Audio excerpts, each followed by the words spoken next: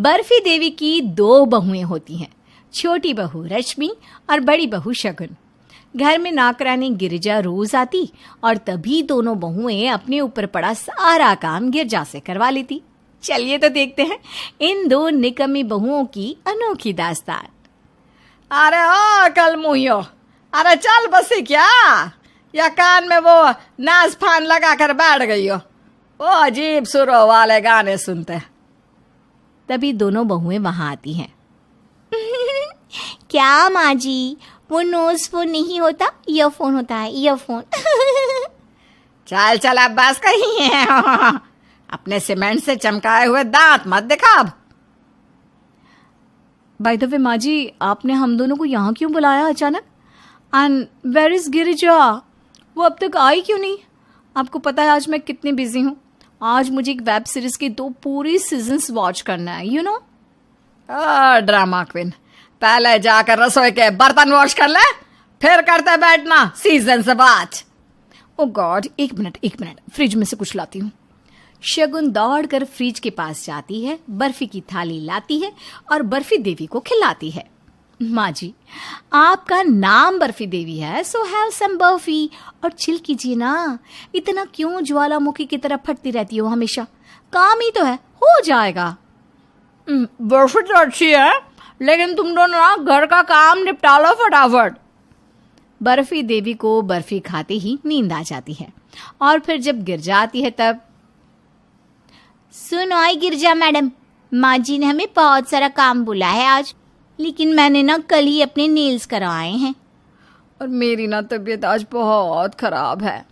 इसलिए तुम ये रखो, इसमें है 100 रुपये। आज का सारा काम तुम खत्म कर लो माँ जी के उठने से पहले। ना जी ना, सिर्फ 100 रुपये और 100 रुपये दो। ओ जिठानी जी, बस मुंह मत चलाओ, हाथ भी चलाओ। चलो चलो पैसे निकालो फौरन। अरे दे रही हूँ ना बाबा, ज्यादा ताने मत मारो, अपनी हैसियत में रहो। आप ही रहो अपनी हैसियत, काफियत, बुरियत, लफियत एक्सेट्रा एक्सेट्रा में। बेवकूफ जिठानी। तुझे ना मैं बाद में देख लूंगी बेटा। रश्मि और शगुन गिरजा को पैसे दे देते हैं और गिरजा सारा काम करती है। और जब बर्फी देवी उठती हैं तभी वो देखती हैं कि सारा काम तो हो चुका है। ये सब देखकर वो खुश हो जाती है। अगले दिन जब शगुन की लिपस्टिक गुम जाती है तब वो पूरे घर को सर पर उठा लेती है। ओह गॉड, पता नहीं कहाँ गई होगी वो लिपस्टिक। जरूर तुमने ही चुराई होगी रश्मि। वैसे भी तुम तो मेरी हर चीज से जलती हो। क्या कहा आपने? मैं आपसे जलती हूँ? अगर ऐसा है तो let me please tell you dear जिठानी जी, आप एक भ्रम की बुलबुले में हो। इसे तोड़िए और बाहर निकलिए। और भगवान जी की कृपा से मेरे पास सब कुछ है। जेठ जी की तो नौकरी भी छूटने वाली है। मेरा पति तो मुझे सब कुछ प्रोवाइड करता है। और टच वुड, मेरे पास इतनी सुंदर खूबसूरती भी है। अच्छा, तो तुम्हारे कहने का मतलब यह है कि मेरा पति गरीब है और मैं बदसूरत हूं? तुम्हारी हिम्मत कैसे हुई ये बोलने की? हाँ, बस करो तुम दोनों। छोटी बच्चियों की तरह एक लिपस्टिक के ऊपर लड़ना बंद करो। अरे मेरे बेटों ने तुम दोनों को क्या कमी की है जो इतना तिल मिला रही हो दोनों की दोनों? लेकिन माँ जी, वो लिपस्टिक ब्रांडेड थी, बहुत महंगी भी थी। मिल जाएगी यहीं कहीं। अब वो लिपस्टिक है, कोई लड़की नहीं जो अपने आप ही चलते चलते बाहर चली जाए। ध्यान से ढूंढोगी तो जरूर मिल जाएगी। एक लिपस्टिक की वजह से राय का पहाड़ मत बनाओ। और सुनो, कल पंडित जी आने वाले हैं घर पे। खाना तुम दोनों देवरानी जिठानी मिलकर बनाओगी, ठीक है? तभी दोनों बहुओं का नाटक शुरू हो जाता है। मेरा पैर कल ही मुड़ गया था। डॉक्टर ने कहा है आराम की सख्त जरूरत है, वरना पैर ही काटना पड़ेगा। बाय माँ जी, मैं अभी कुछ दिनों तक कोई काम नहीं कर पाऊंगी। आई एम सो सॉरी, मेरे पैर में मोच आ गई है ना। रश्मि माँ से निकल लेती है। बर्फी देवी चिल्लाती है, अरे ओ नासपिटी, इतनी देर तक यहाँ से वहां तक उछल कूद तेरी आत्मा कर रही थी क्या, जो अचानक से काम का नाम सुनते ही तेरे पैर में मोच आ गई? अब जिठानी जी, जब तुम्हारी देवरानी तुम्हारा हाथ नहीं बटाएगी तो सारा काम तो तुम्हें ही करना होगा। अब लेकिन माँ जी, मैंने कह दिया सो कह दिया, और फिक्र ना कर, तेरी देवरानी की तो कल खबर लेती हूँ मैं। अगले दिन शगुन पर सारा लोड आ जाता है। तभी वो जानबूझकर बर्फी देवी के सामने अंडा खा लेती है और ये देखकर बर्फी देवी और भी गुस्सा हो जाती हैं। अरे ओ बैल बुद्धि, ये तूने क्या अनर्थ कर दिया, अंडा खा लिया, अब पंडित जी का भोजन कौन बनाएगा? Oh God, I am really sorry माँ जी, मेरे ध्यान में ही नहीं रहा और मैंने बगैर सोचे समझे अंडा कटक लिया। अब तो मैं नहा भी नहीं सकती क्योंकि पानी सीधा शाम को 6 बजे के बाद आएगा ना। बहुत खूब, और गाड़ो ऐसे झंडे। सच में मेरी दोनों की दोनों बहुएं एक नंबर की निकम्मी है। क्या पता तुम्हारी माओ ने तुम दोनों को कौन सी चक्की का आटा खाकर पैदा किया है, जो दोनों ही इतनी फाल्टी पीस हो। बर्फी देवी खुद ही सारा खाना बनाती है और पंडितों के आने के बाद उन्हें परोसती है। बर्फी देवी 1 हफ्ते तक कुछ नहीं कहती, लेकिन उसके बाद वो रश्मि और शगुन के पीछे फिर से हाथ धोकर पड़ जाती है। ओ निकम्मी बहुओं, हो गया बहुत आराम फरमाना, अब लग जाओ काम पे। त्योहार पास आ रहे हैं, घर की साफ सफाई शुरू करनी है। कहाँ पर है वो? मुझे तो कहीं नहीं दिख रही। किसकी बात कर रही है तू? क्या नहीं दिख रही? त्योहार की। अभी तो आपने कहा ना कि वो पास आ रहे हैं, तो वही देख रही हूँ कि वो तो इस कमरे में मौजूद भी नहीं है। भगवान, उठा ले मुझे, उठा ले। निकम्मी तो तू है ही, इसमें तो कोई शक नहीं।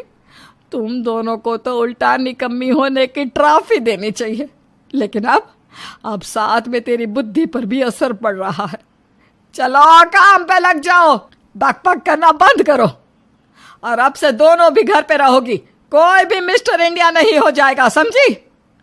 बर्फी देवी अपनी बहुओं से काम कराने लगती है तो दोनों थक कर गिरजा से काम करवा लेती हैं और वो दोनों आपस में कहती हैं, देखो रश्मि, हमारी कहासुनी को साइड में रखते हैं और फिलहाल ये सोचते हैं कि ऐसा कौन सा रास्ता है जिससे हमें कोई काम ना करना पड़े।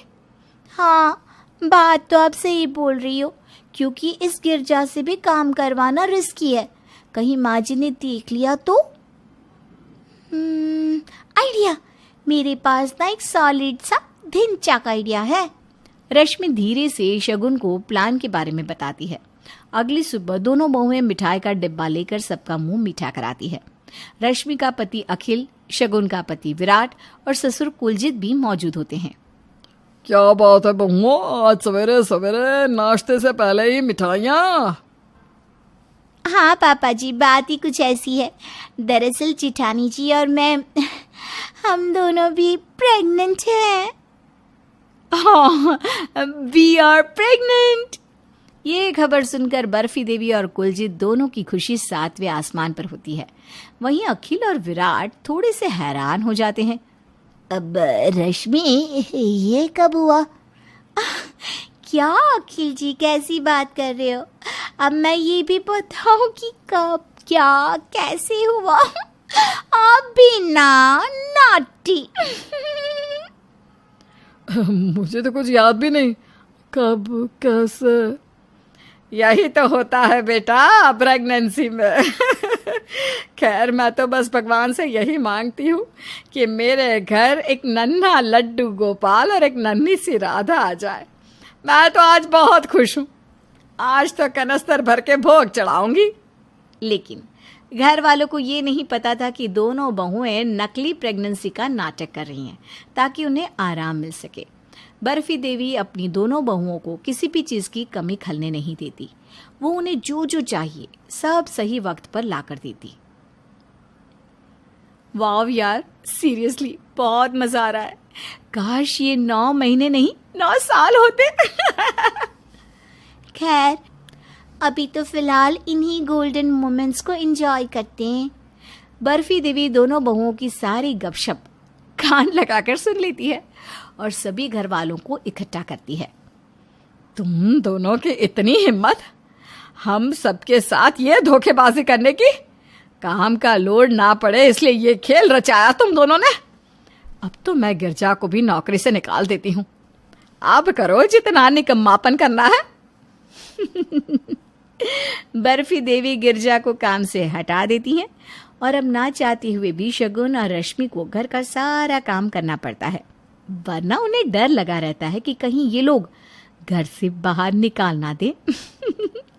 और इस तरह दोनों निकम्मी बहुओं का निकम्मापन उन्हीं पे भारी पड़ जाता। सेठी परिवार जामनगर का जाना माना परिवार था।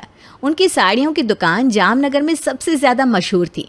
उनके दादा ने साड़ियों की छोटी सी दुकान को जामनगर का सबसे बड़ा कारोबार बना दिया था और आज जामनगर में जितने भी बड़े रईस थे वो सब यहीं से साड़ी खरीदने आते थे।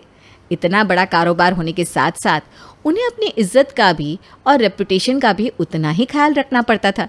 इसीलिए कावेरी जो इस घर की बड़ी थी, उन्होंने घर को काफी नियमित तरीके से संभाला हुआ था। अनुज, आज दुकान से कुछ साड़ियाँ लेकर आना, हम मंदिर में दान करने वाले हैं। मंदिर में बड़ी पूजा है, इसलिए सेठी परिवार की तरफ से हमने प्रसाद और दान रखवाया है।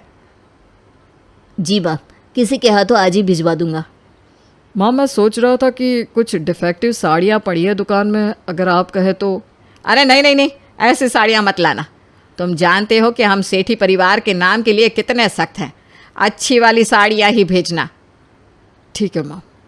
माँ जी, अगर अनुज और आकाश भी आ जाते पूजा में तो अच्छा रहता ना। कई सारे बड़े बड़े लोग आज मंदिर में आने वाले हैं। हाँ, ये सही रहेगा। आज तुम दोनों भी शाम को मंदिर में आ जाना।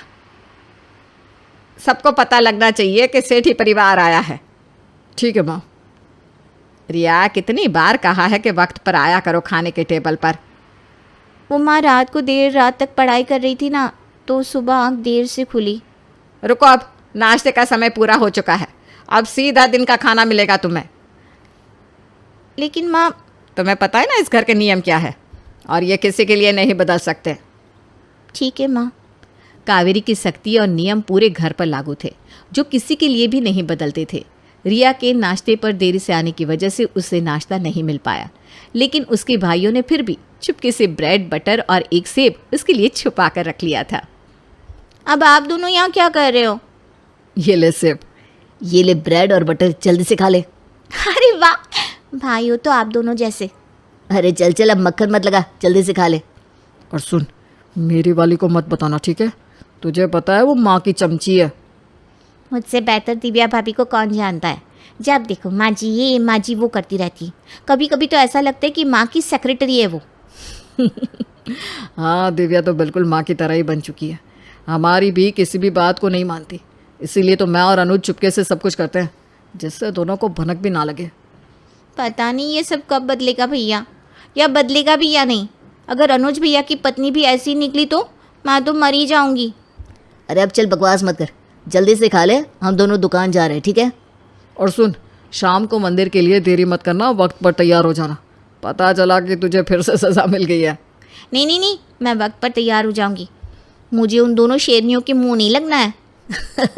चल अब हम चलते हैं। सेठी परिवार में दिव्या और कावेरी दोनों इस बात का ख्याल रखती थीं कि घर में हर कोई नियमों से चले और उनका पालन करे। इसलिए शाम को बिना 1 मिनट की भी देरी किए हुए सब लोग अच्छे कपड़ों के साथ मंदिर के लिए तैयार हो गए। दिव्या, सब लोग तैयार है ना? जी माँ जी, सब लोग तैयार हैं और सब ने नियम के हिसाब से मंदिर के लिए सफ़ेद कपड़े ही पहने हैं। ठीक है, और वहाँ भी तुम ध्यान रखना कि किसी के मुंह से कुछ भी गलत लफ्ज़ नहीं निकलना चाहिए। जी माँ जी, आप बिल्कुल चिंता मत कीजिए, मैं सब कुछ संभाल लूँगी। चलिए माँ, गाड़ी तैयार है। हाँ चलो, एक कार में दिव्या साथ आएगी, एक कार में हम। हाँ, क्योंकि दोनों कार में इन दोनों को नज़र जो रखनी है, इसीलिए ऐसा कर रही हैं। चाचू मम्मी को अलग भेजो ना। क्या हुआ रिया? अरे कुछ नहीं माँ, आप भैया की कार में बैठिए, मैं इस कार को चला लेता हूँ आज। रिया आइए भाभी, और आप छोटे मियाँ चलिए मेरे साथ। हाँ चलो। और रिया, वहाँ कुछ भी बकवास मत करना, ठीक है? जी भाभी। आज मंदिर की पूजा सेठी परिवार की तरफ से थी, जहाँ शहर के बड़े बड़े लोग आए हुए थे। दिव्या और कावेरी मंदिर में सबसे मिलने लग गए थे। वहीं उनकी मुलाकात होती है अरोरा परिवार से, जिनकी जामनगर में सबसे बड़ी मिठाई की दुकान थी। कैसे हैं भाई साहब? जी जी, हम तो ठीक है। आपके बारे में काफ़ी सुना था, आज मुलाकात भी हो गई। सुना तो हमने भी काफ़ी है आपके बारे में। आपकी मिठाइयाँ तो पूरे जामनगर में बहुत मशहूर है। आज की मिठाइयाँ भी आप ही लाया है ना? जी जी, बस ये तो हमारा सौभाग्य है कि आप जैसे लोग हमें जानते हैं। वैसे ये हमारी पत्नी जानकी और हमारी बिटिया काजल। जी नमस्ते। प्रणाम। प्रणाम बेटा। आपकी बेटी तो बड़ी सुंदर है। पढ़ी लिखी भी है काफ़ी। बस बिटिया के लिए अच्छा सा रिश्ता ढूंढ रहे हैं हम। हाँ, सुशील भी बहुत है, घर का सारा काम जानती है, एक से एक मिठाइयाँ बना लेती है और मिलनसार भी बहुत है। आपका नाम क्या है? अपना नाम बताओ बेटा। मैं इसे ले जाऊँ अपने साथ? हाँ हाँ, ले जाओ, इससे दर्शन करवा देना मंदिर के। आ जाओ बेटा। हाँ चलो। काजल गोलू के साथ बहुत हिल मिल जाती है और गोलू को भी उसके साथ बहुत अच्छा लगता है, इसलिए वो उसे अनुज से मिलवाने ले जाता है। आओ, मैं आपको अपने फेवरेट चाचू से मिलवाता हूँ। चाचू, ये मेरी फेवरेट दीदी।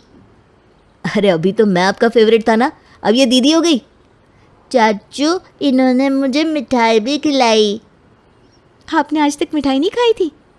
नहीं, वो क्या है ना, हमारे घर में ज़्यादा मीठा नहीं दिया जाता किसी को भी। लेकिन बच्चे मीठा नहीं खाएंगे तो कौन खाएगा?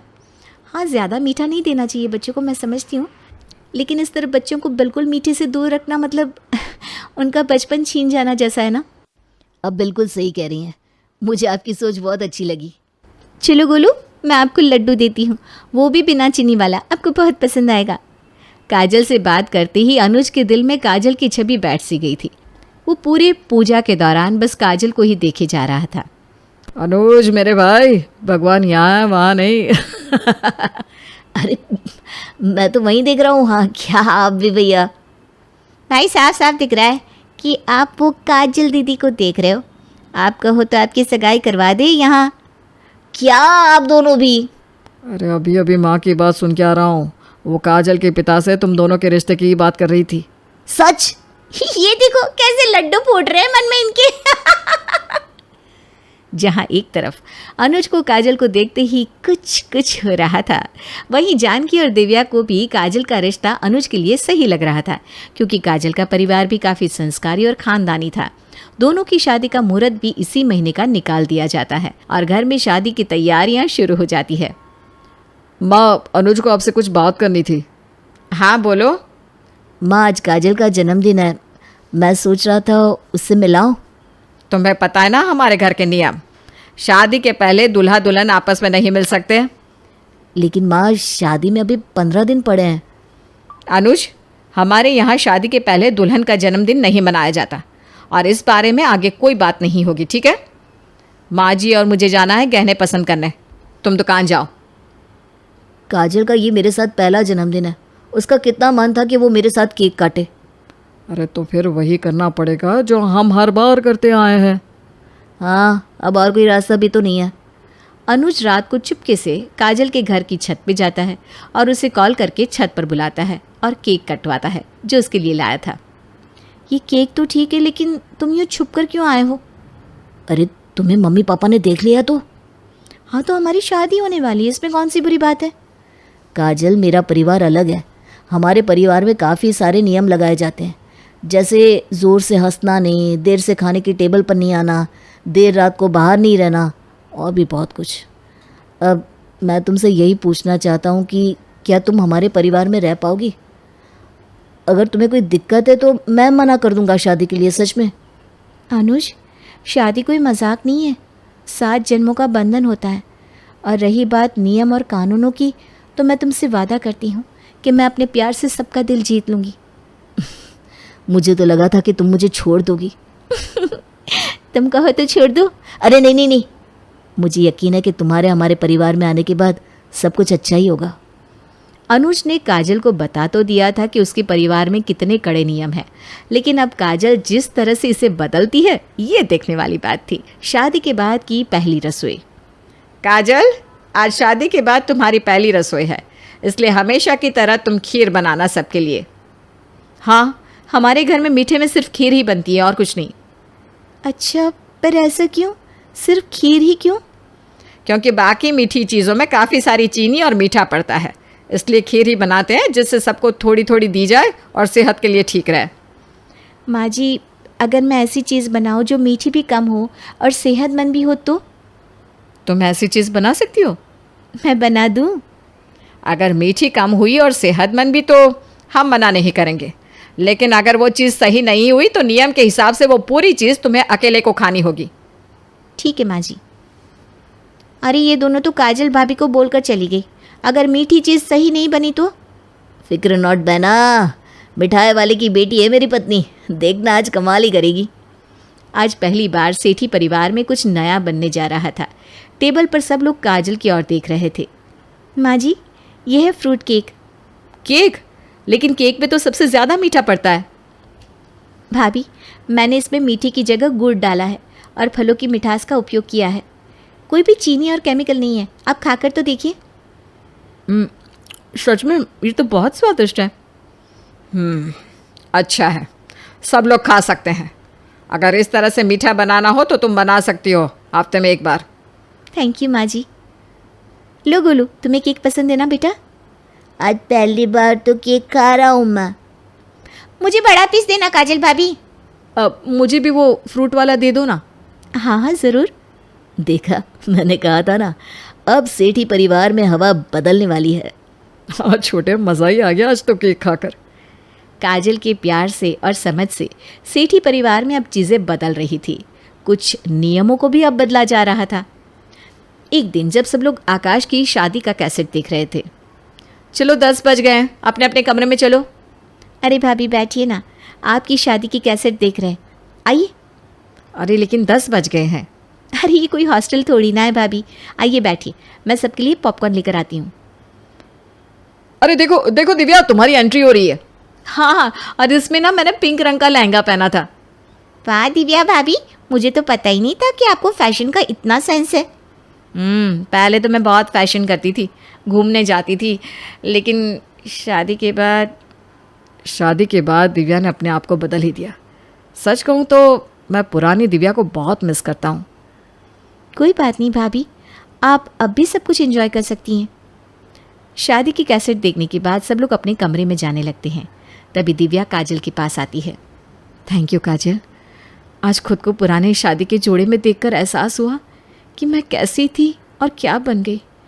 पर सच बताऊं तो मैं बिल्कुल तुम्हारी तरह थी, लेकिन शादी करने के बाद जब मैं इस घर में आई तो माँ जी के नियमों ने मुझे भी बदलने पर मजबूर कर दिया, और कब मैं इंसान से रोबोट बन गई पता ही नहीं चला। मुझे पता है भाभी कि आप भी लाइफ को एंजॉय करना चाहती हैं। अब हम दोनों साथ मिलकर इस घर को प्यार से चलाएंगे। माँ जी को ये समझना होगा कि ससुराल प्यार से भी चल सकता है। इसके लिए इतने सारे नियमों की ज़रूरत नहीं है। हाँ, हम ऐसा ही करेंगे। काजल के प्यार से दिव्या को एहसास हुआ कि उसने लाइफ में क्या क्या मिस कर दिया है, लेकिन कावेरी के नियम अभी भी बदलने को तैयार नहीं थे। माँ जी, भाभी और मैं सोच रही थी कि कल संडे है तो हम सब कहीं पिकनिक पर चलते हैं। कल संडे? अरे हर संडे हम सब योग करते हैं। माँ जी, हर संडे योग तो करते ही हैं, इस संडे पिकनिक पर चलते हैं ना। हाँ माँ प्लीज़, आज तक हम कभी पिकनिक पर नहीं गए, चलते ना प्लीज़। अरे लेकिन माँ जी, नियम इंसानों के लिए ज़रूरी होते हैं, लेकिन परिवार को नियम नहीं प्यार से ही बांध कर रखा जा सकता है। मैं जानती हूँ कि आपको इस परिवार की इज्जत की कितनी फिक्र है, लेकिन मैं ये भी जानती हूँ कि 19 साल की कावेरी देवी को खुले पार्क में जाना, झूले खाना कितना पसंद था। उसे इमली तोड़कर खाने में कितना मज़ा आता था। अपनी सहेलियों के साथ बाज़ार जाने में कितना मज़ा आता था। अरे तुम्हें ये सब कैसे चौंक गई ना, मुझे ये सब कैसे पता चला? वो देखिए, आपकी बचपन की सहेलियाँ कमला आंटी और सुनीता आंटी, उन्होंने मुझे बताया कि आपने इस परिवार को नियमों में बांधने के लिए खुद को भी नियमों में कैद कर लिया था, और क्योंकि दादाजी आपसे यही चाहते थे। पर माँ जी, अब वक्त आ गया है कि आप भी नियमों से आज़ाद हो जाएं। हाँ माँ, हम सब भी खुलकर आपसे ये बात कहना चाहते थे कि एक आम परिवार की तरह हम बैठकर बातें करें, जिंदगी को खुलकर जिए। माँ, ससुराल नियमों से नहीं प्यार से भी चल सकता है। मैं जब इस घर में शादी करके आई थी तब ससुर जी ने मुझसे कहा था कि ससुराल कभी प्यार से नहीं चल सकता, वो हमेशा कड़े नियमों से चलता है। और मैंने दिव्या को भी अपने जैसा ही बना दिया, लेकिन आज काजल ने साबित कर दिया कि ससुराल प्यार से भी चल सकता है। इसका मतलब अब मैं देरी से खाने की टेबल पर आ सकती हूँ? और मैं भी मीठा खा सकता हूँ? अरे विनोद, तूने हलवाई को सारा सामान तो दे दिया है ना। अक्षय की शादी में कोई कमी नहीं रहनी चाहिए। आखिर सबसे छोटा भाई है तुम सबका। हाँ माँ, आप चिंता मत करो, मैं पूरा ध्यान रखूंगा। मंगल बेटा, तूने तो कहा था कि फूल का ऑर्डर दे दिया है, यहाँ तो फूल पहुंचे ही नहीं। अब क्या बहू की विदाई के बाद फूल आएंगे? माँ, मैंने अभी बात की है फूल वाले से, वो रास्ते में ही है। आप किशोर भैया से क्यों नहीं कहती कुछ करने को? किशोर पहले ही मेरे बताए काम कर रहा है। पास के सभी रिश्तेदारों और मोहल्ले वालों को कार्ड वही तो देकर आया था। रिसेप्शन के लिए हॉल भी उसी ने बुक किया था। टेंट कुर्सी वालों को भी तो वही देख रहा है। पर कई मोहल्ले वाले तो हमारे भरे पूरे परिवार से जलते भी है, उन्हें बुलाने की क्या जरूरत थी? बेटा, शादी ब्याह में तो बुलाना ही पड़ता है, नहीं तो लोग क्या कहेंगे। दादी दादी देखो ना, हलवाई अंकल हमें लड्डू नहीं दे रहे, आप इनको डांटो ना। दादी दादी देखो ना, हलवाई अंकल हमें लड्डू नहीं दे रहे, आप इनको डांटो ना। दादी दादी देखो ना, हलवाई अंकल हमें लड्डू नहीं दे रहे, आप इनको डांटो ना। अरे चैन सुख दे देना बच्चों को लड्डू, क्यों तंग कर रहा है इन्हें? बीबी जी, मैं कहाँ मना कर रहा हूँ, लेकिन लड्डू बनते ही ये बच्चे उठा उठा कर खा लेते हैं। अरे मैं तो इन्हें थाल में रख के परोस भी नहीं पा रहा। भागो, अब कोल्ड ड्रिंक पीने चलते हैं। भागो भागो, अब कोल्ड ड्रिंक पीने चलते हैं। जैसे कि आप देख रहे हैं, आज इस घर के सबसे छोटे बेटे अक्षय की शादी है। घर में बहुत चहल पहल है। कुलभूषण की बीवी कमला को फुर्सत ही नहीं है कामों से, लेकिन कुलभूषण और घर के बाकी लोग कहाँ हैं? आइए देखते हैं। अजी, आप यहाँ आराम से बैठकर गाने सुन रहे हो और घर में अभी तक इतने काम बचे हैं करने को। अरे भाई, मेरे सबसे छोटे बेटे की शादी है, इसके बाद तो मैं अब चिंता मुक्त हो ही जाऊंगा। और फिर घर में तुम हो, बेटे बहुएं हैं, तुम लोगों के होते हुए मैं क्यों काम करूं? मैं तो शान से बेटे की शादी में जाऊंगा तैयार होकर। अरे ठीक है, अब आप आराम ही कीजिए। एक बार अभिषेक की बीवी आ जाए, फिर मैं भी आराम करूंगी और मेरी चारों बहुएं पूरे घर की जिम्मेदारियां संभाल लेगी। इतना कहकर कमला वापस अपने काम में लग जाती है। बेटा भी, तू अब तक तैयार नहीं हुआ?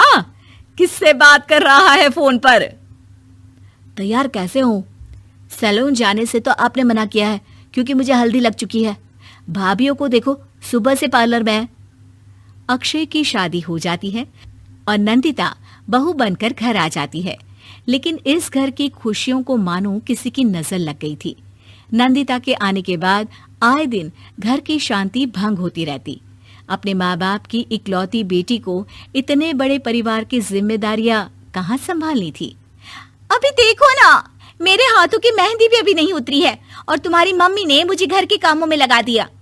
मैंने सोचा था कि घर की सबसे छोटी बहू होने के कारण मुझे सब पलकों पर बिठा के रखेंगे, पर यहाँ तो पलक झपकने की भी फुर्सत नहीं मिलती। देखो नंदू, शादी के पहले ही मेरे घर वालों ने तुम्हें और तुम्हारे पेरेंट्स को बता दिया था कि मैं जॉइंट फैमिली में रहता हूँ, तो फिर अब ये शिकायत क्यों? और फिर तुमसे पहले मेरी भाभी भी तो आई थी शादी करके, उन्होंने तो कभी कुछ नहीं कहा। नंदिता तब तो चुप हो जाती है, लेकिन ऐसा बहुत दिनों तक नहीं चलता। अरे नंदिता, माँ बाबूजी की दवाई का टाइम हो गया है, उन्हें दवाई दे आओ और उसके बाद सबके लिए नाश्ता बना देना। पर भाभी, मैं तो अभी अपना फेवरेट सीरियल देख रही हूँ, प्लीज मेरी जगह आप कर लो ना ये काम। ठीक है, मैं तेरी जगह माँ बाबूजी को दवाई दे आती हूँ और नाश्ता बना लेती हूँ।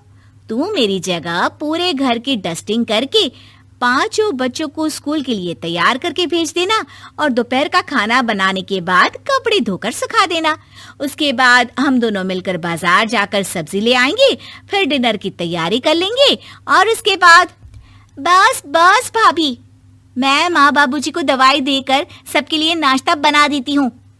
हे भगवान, ये कहाँ लाकर फंसा दिया मुझे। मेरे घर में तो गिनती की 8 रोटियां और 2 सब्जी बनती थी और नाश्ता निपट जाता था।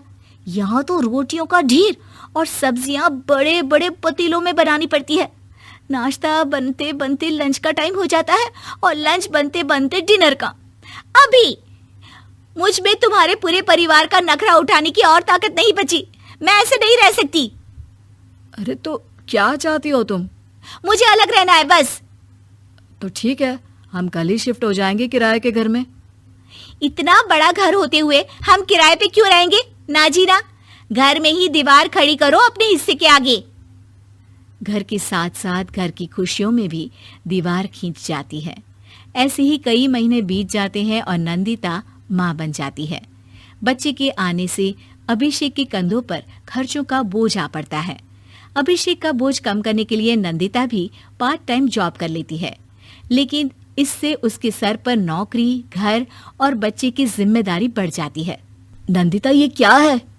तुमने घर भी ठीक से साफ नहीं किया, ना ही मेरे कपड़े धुले हैं। चिंटू के बाल भी कटवाने जाना था, देखो उसके बाल कितने बढ़ गए हैं। अरे करती क्या हो पूरा दिन तुम? मैं करती क्या हूँ?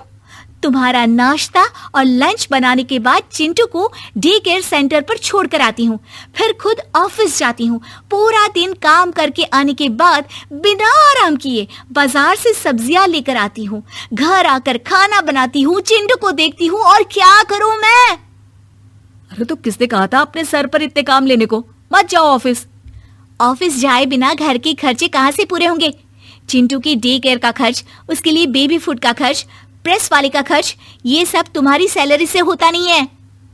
अगर परिवार से अलग नहीं होती तो इतनी मुसीबतें नहीं उठानी पड़ती तुम्हें परिवार के साथ मिलकर काम करने में दिक्कत थी, लेकिन काम तो अब भी बहुत है तुम्हारे सर पर। चिंटू को भी डे केयर भेजने की जरूरत नहीं पड़ती। उसको गोद में खिलाने के लिए दादा दादी और घर के सभी बड़े होते। उसके साथ खेलने के लिए उसके भाई बहन भी होते। मेरे तीनों बड़े भाइयों के बच्चे भी बड़े हुए हैं, लेकिन बिना महंगा बेबी फूड खाए, क्योंकि मेरी माँ और भाभियाँ बहुत अच्छे से जानती है कि बच्चे को क्या खिलाना चाहिए। बिजली के बिल जैसे खर्चे भी सब मिलकर बांट लेते थे, लेकिन तुम्हें तो सबसे अलग रहने में ही मजा आता है, तो अब शिकायत क्यों करती हो? बस करो अभिषेक, बस करो। मैं मानती हूँ कि मैं गलत थी। मेरे एक गलत फैसले ने हमें बिल्कुल अकेला कर दिया है सबसे। एक घर में होते हुए भी हम बाकी परिवार से अजनबियों की तरह रह रहे हैं। अभिषेक और नंदिता की सारी बातें घर के बाकी लोगों को सुनाई दे रही थी। तभी कमला बोल पड़ती है। अरे नंदिता बहू, किसने कहा कि तुम अकेले हो? तुम्हारा इतना भरा पूरा परिवार है ना तुम्हारे साथ। हम तो बस ये चाहते थे कि तुम अपनी गलती समझ जाओ। अगर हम तुम्हें समझाते तो शायद तुम ना समझती, लेकिन अपनी गलती का एहसास तुम्हें खुद हो गया है, तो अब तुम समझ चुकी हो परिवार में एक साथ रहने का मोल क्या होता है। मम्मी जी, मुझे माफ कर दीजिए, अब ऐसा दोबारा कभी नहीं होगा। अरे माफी बाद में, पहले मेरा पोता जरा मेरी गोद में तो दे और तू जाकर सबके लिए चाय बना ला। समीर गुप्ता परिवार का सबसे छोटा सदस्य था। उसके परिवार में उसके पिता रंजन, माँ गौरी, बड़ा भाई मदन और भाभी सुमन थे। बड़े भाई की शादी हो जाने के बाद अब उसका ही नंबर था, इसलिए सब काफी टाइम से उसके पीछे पड़े थे। समीर, मैंने खन्ना जी की बेटी से तेरा रिश्ता तय कर दिया है। हमारे घर के लिए उससे अच्छी लड़की नहीं मिल सकती। एकदम संस्कारी लड़की है, लाखों में एक। अरे पर मुझसे पूछे बिना आप ये कैसे कर सकते हैं? मैं शादी अपनी मर्जी से करूंगा। मुझे लाखों में एक लड़की नहीं चाहिए। मैं उस लड़की से शादी करूंगा जिसे करना चाहता हूँ। पागल मत बन। तुझे पता भी है खन्ना जी कितने अमीर है। उनकी बेटी से तेरी शादी होने से हमारा बिजनेस बहुत ज़्यादा बढ़ जाएगा और इसका फ़ायदा तुझे और तेरे भाई दोनों को होगा। खन्ना जी अगर हमारे रिश्तेदार बन जाएंगे तो हमें अपने बिजनेस के लिए किसी और के पैसों की ज़रूरत ही नहीं होगी। समीर, समझने की कोशिश करो। पापा सही कह रहे हैं। वो पूरे परिवार के भले के बारे में ही सोच रहे हैं। और मैंने लड़की देखी है, उनकी बेटी बहुत अच्छी है, तुझे ज़रूर पसंद आएगी। तू एक बार मिल तो ले। आप लोग मेरी बात तो समझो। शादी कोई खेल नहीं है कि पैसों का लालच देकर किसी से भी करा दो। शादी उसी से करो जिससे प्यार हो, और मुझे किसी से प्यार है। पिताजी आप मुझ पर यकीन करो, मैं अपनी मेहनत से हमारे बिजनेस को आसमान की ऊंचाइयों तक लेकर जाऊंगा, ना कि खन्ना जी के पैसों के दम पर। अब तू मुझे बिजनेस करना सिखाएगा? बड़े आए तुझ जैसे जो मेहनत करके ऊपर जाते हैं। ये सब किताब में अच्छी लगती है बातें, और कान खोल के सुन ले, होगा वही जो मैं चाहता हूँ। तेरी शादी मेरी मर्जी से होगी, और कल खन्ना जी अपनी बेटी के साथ घर आ रहा है। नहीं, बिल्कुल नहीं, मुझे ये रिश्ता मंजूर नहीं है, और मैं नहीं मिलूंगा किसी से। आप लोगों को जो करना है करो, मैं ये शादी नहीं करूंगा। मुझे अपनी काबिलियत साबित करने के लिए किसी और के पैसों की ज़रूरत नहीं है। ये कहकर वो घर से निकल जाता है। सब लोग सोचते हैं कि वो वापस आएगा तो दोबारा उसे मनाएंगे। पिताजी आप चिंता मत करो, शाम में देवर जी को आने दो, आराम से एक बार और समझाते हैं, देखना वो मान ही जाएंगे। आखिर इस रिश्ते से सभी का फायदा होगा। माँ इस बार तुम जोर देना ताकि वो आपकी बात मान ले, वरना हमारा काम तो ठप ही समझो। सब कुछ अब छोटे के हाथ में ही है। आने दो इसे, मैं भी देखता हूँ कैसे नहीं करेगा ये खन्ना की बेटी से शादी। मैं इसका बाप हूँ और मैंने खन्ना जी को जुबान दे दी है, अब तो ये शादी होकर रहेगी। समीर सीधे अगले दिन आता है, और वो भी शादी करके। माँ ये प्रीति है मेरी पत्नी, मैं इससे बहुत प्यार करता हूँ, और अब से यही आपकी बहू है। अब से ये हम सबके साथ रहेगी इस घर में। क्या पत्नी? ये सब तू क्या कह रहा है? होश में तो है बेटा। रामज़ादा, तूने आखिर अपना असली रंग दिखाई दिया। तू पैदा होते ही मर जाता तो वही सही रहता। तेरी वजह से अब ये पूरा घर बर्बाद हो जाएगा। तूने तो मेरी नाकी कटा दी, कहीं मुंह दिखाने लायक नहीं छोड़ा तूने। पर पिताजी आप एक बार प्रीति को मिल तो लीजिए। देखिए अब जैसी है आपकी बहू तो यही है।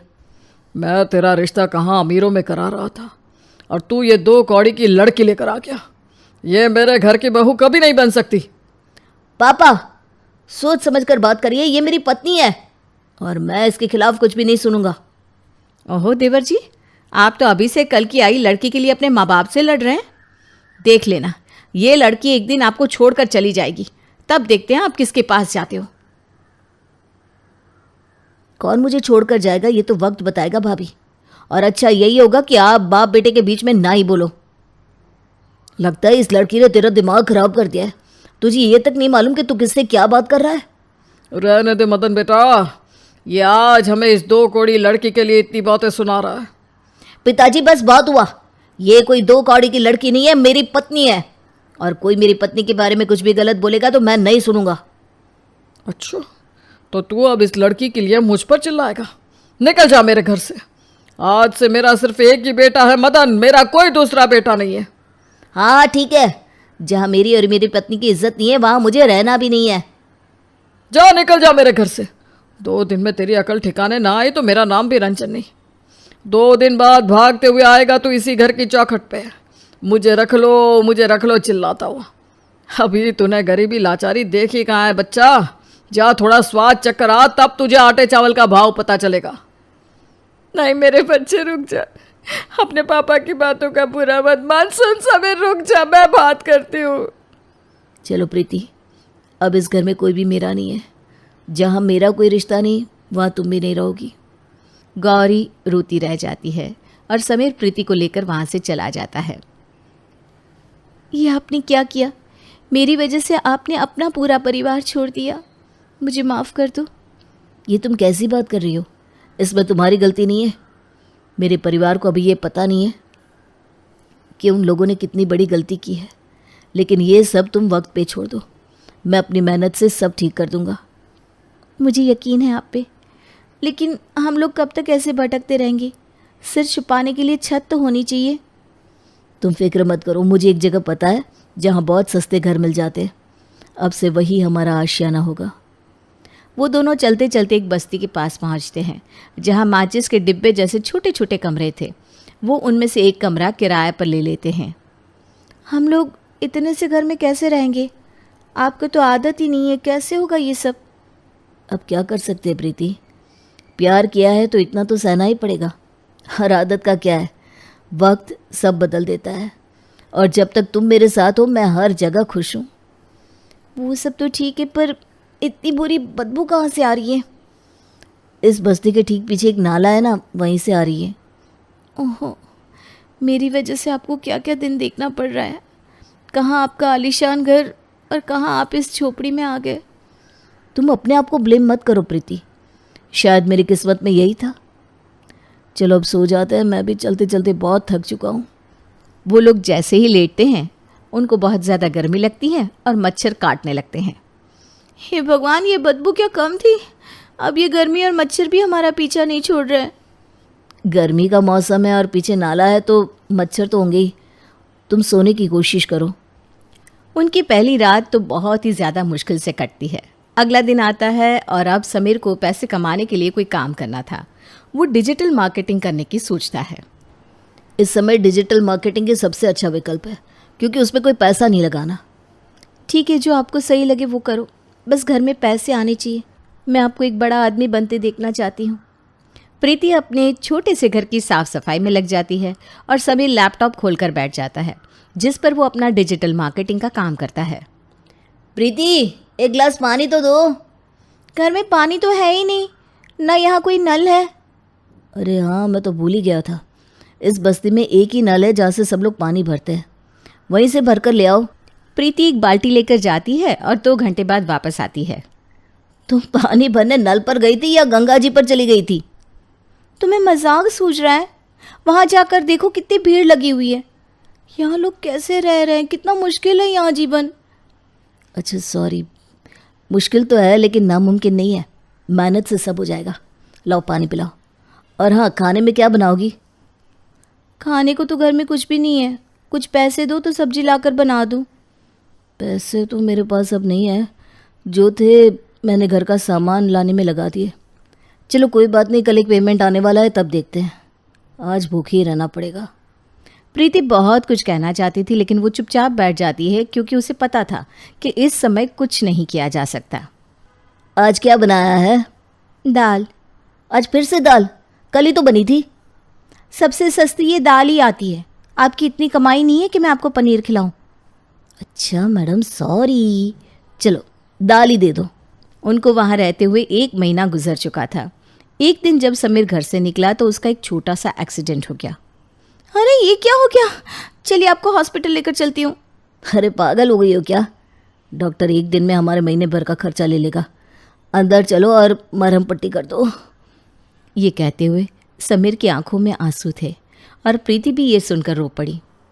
अब आप यहाँ आराम से बैठिए और जब तक आप पूरी तरह से ठीक नहीं हो जाते तब तक कहीं जाने की ज़रूरत नहीं है।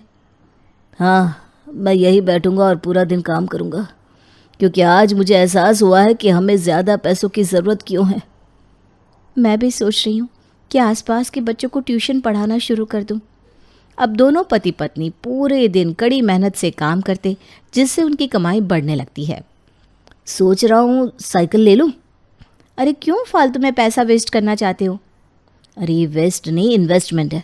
अभी मैं कहीं भी जाता हूँ तो बहुत समय लगता है, उतने समय में तो मैं कितना काम कर सकता हूँ। अगर मैं साइकिल ले आऊँगा तो जल्दी जल्दी पहुँच पाऊँगा और उतना ही ज़्यादा काम कर पाऊँगा। आपने तो बहुत ज़्यादा दिमाग लगा लिया। समीर साइकिल ले लेता है और उससे उसे काफ़ी फ़ायदा होता है। उस दौरान उसका डिजिटल मार्केटिंग का काम भी और बढ़िया होता चला जा रहा था। क्या बात है, आज तो आप बड़े खुश लग रहे हैं। क्योंकि मैंने अभी अभी ध्यान दिया कि मैंने इस फील्ड में कितना ग्रो कर लिया है। मेरी मार्केट वैल्यू अच्छी खासी बढ़ गई है। अब मुझे जो भी कस्टमर मिलते हैं वो बहुत अच्छा पे करते हैं। अब तुम देखना कैसे हमारे अच्छे दिन आते हैं। ये सब आपकी मेहनत का नतीजा है। भगवान करे आप ऐसे ही कामयाब होते जाओ। हाँ वो तो है, बस तुम ऐसे ही मेरा साथ देना हमेशा, और हमेशा ऐसे ही प्यार करना। अरे जाओ जी, आपको तो हर समय प्यार ही सूझता रहता है। हाँ, और अब मैं तुम्हारे प्यार में सोच रहा हूँ कि एक स्कूटी ले लूँ, फिर तुम्हें लॉन्ग ड्राइव पर ले चलूँगा। क्या सच में? अरे वाह, फिर तो हम पूरे शहर के चक्कर लगाएंगे, बाजार जाएंगे और आइसक्रीम खाएंगे। हाँ हाँ, सब कुछ करेंगे। अब तो बस तुम देखती जाओ। उनके घर के हालात तो सुधर गए थे लेकिन अभी घर नहीं सुधरा था। अब बारी थी घर सुधारने की। वो मैं ये कह रही थी कि अब इस माचिस के डिब्बे को छोड़कर हम लोग कहीं अच्छी जगह शिफ्ट हो जाए। तुमने मेरे दिमाग में कोई सीसीटीवी कैमरा तो नहीं लगा रखा ना? क्या मतलब? मतलब ये कि मैं भी यही सोच रहा था और तुमने कह दिया।